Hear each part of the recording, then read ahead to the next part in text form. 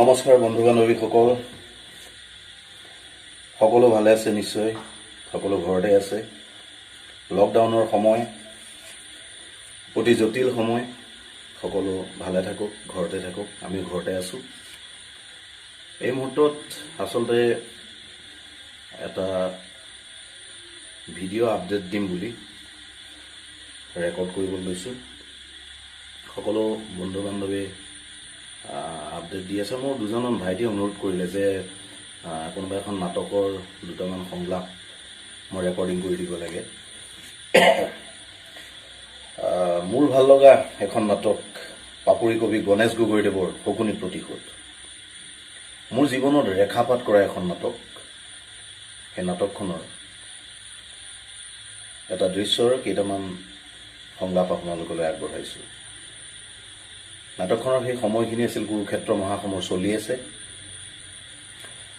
গান্ধাৰী ধৃতৰাষ্ট্ৰই ইতিমধ্যে 100 সন্তানৰ ভিতৰত 98টা সন্তান হেৰুৱাইছে।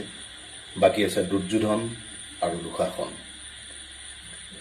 গতিকে দুৰ্যোধনক যুদ্ধক্ষেত্ৰৰ পৰা মাক দেউতাকে ধৃতৰাষ্ট্ৰ গান্ধাৰীয়ে মাতি পঠাইছে যুদ্ধ বন্ধ হ'ব লাগে, সেইটো অনুৰোধ জনাবৰ কাৰণে। দুৰ্যোধন যুদ্ধক্ষেত্ৰৰ পৰা দৌৰি আহিছে, উধাটো খাই আহিছে মাকৰ ওচৰলৈ, আৰু আহি পেলাই কি কৈছে মই একক কণ্ঠতে এককভাৱে ধৃতৰাষ্ট্ৰ গান্ধাৰী আৰু দুৰ্যোধনৰ এই সংলাপকেইটা আপোনালোকলৈ আগবঢ়াইছোঁ। ভুল হ'লে মাৰ্জনা কৰিব। দুৰ্যোধন দৌৰি আহিছে, আহি মাকক চিঞৰিছে, আই আই আই, মোক বোলে মাতি পঠাইছিলা? দুৰ্য, মাতিছিলো। কোৱাই, কিয় মাতালা? আই, তোমাৰ কি হৈছে? নামাতা কিয়? কম, তই জানো শুনিবি? কোন দিনা তোমাৰ অবাধ্য হৈছো আই। তেন্তে এই যুদ্ধতে পৰিত্যাগ কৰ। মোৰ সকলো গ'ল, মাত্ৰ তই আৰু দুঃশাসন আছ। এই যুদ্ধ পৰিত্যাগ কৰ বাচ্চা। হায় আই, কিয় সেই একেটা কথাকে বাৰে বাৰে ধৰি আছা? আই, কিয় ধৰি আছ? পুত্ৰ শক্তি কি বুজা? ভৰ বয়সতে এটা এটাকৈ দুটা কম 100 সন্তানে মোক এৰি গুচি গ'ল। সিহঁতে মোৰ বুকু খুৱাই আছিল। আজি সেই বুকু উদং হ'বলগীয়া হৈছে। আৰু কিমান সহ্য কৰি? দুৰ্যোধন, মোৰ কথা ৰাখ, যুদ্ধ কৰিব নালাগে। এই জননী, পৰিহাৰ কৰিলে সমৰ মৃত্যুপুৰীৰ পৰা আহিবনে মোৰ মৃত ভাতৃঘূৰি? পৰিহাৰ কৰিলে সমৰ পাৰিম নে মচিব কপালৰ ভাগ্যৰেখা মই বিধাতাই লিখা? নোৱাৰে কেবে মচিব কপালৰ লিখন বিধি পিঠা। সেই বুলি আপোন ঘৰত জ্বলিল জিভিখন অগুণ, তাক আৰু তই জ্বলিব নিদিবি দুৰ্য। যি অগ্নিয়ে দহন কৰিলে মোৰ ভ্ৰাতা স্নেহৰ, যি অগ্নিয়ে দহন কৰিলে মোৰ আত্মীয় স্বজন, সেই অগ্নি জনক জননী। হয় যদি দগ্ধ হওক চিৰশত্ৰু মোৰ, নতুবা নিজেই তেই পুৰি চাই ভস্ম হৈ উৰি উৰি গুচি যাম পৰ পাৰলৈ। মাতৃ আজ্ঞা লংঘন নকৰিবি বাছা। সন্তানক অপৰাধী নকৰিবা মাতা।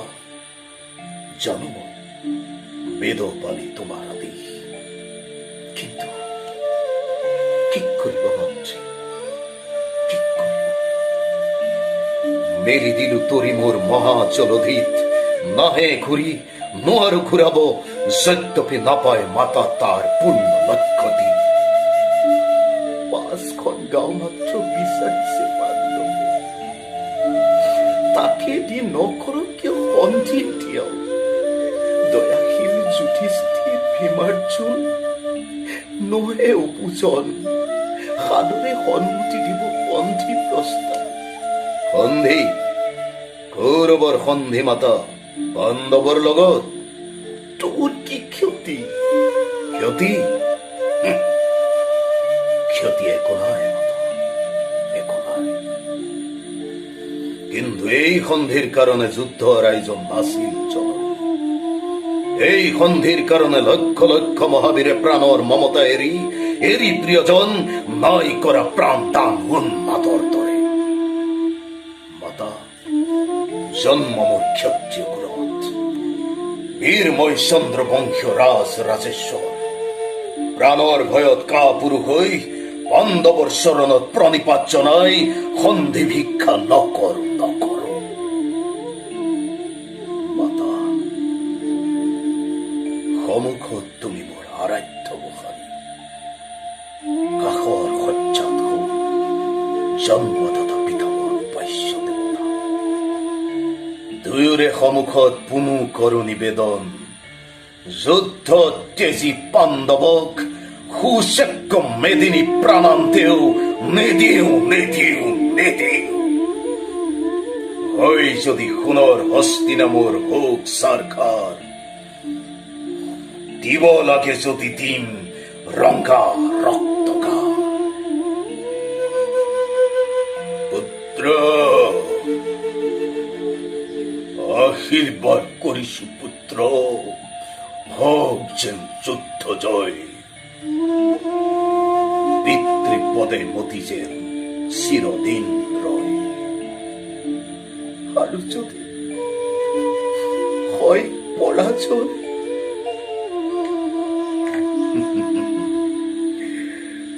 তোমাৰ সন্তান মই নাই।